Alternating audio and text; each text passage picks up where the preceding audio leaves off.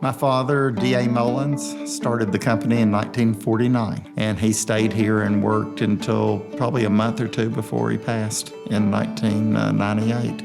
I know my dad is very proud of not only the growth of our business, but also having a true family business with my brother and I involved day to day.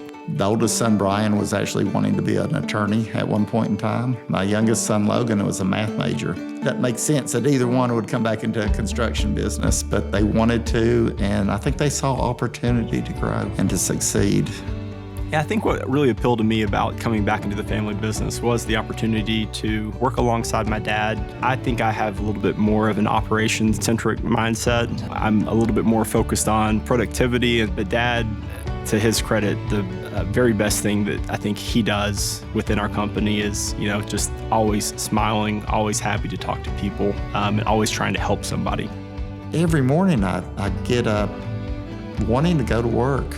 We want to be a long-term employer for anyone that steps foot in our door, and not just a stepping stone to another job somewhere else. We have an employee in his 40th year with us. We have multiple guys that are 25 years or more with us. It's amazing what happens when your employees are happy with their financial situation and with their work environment.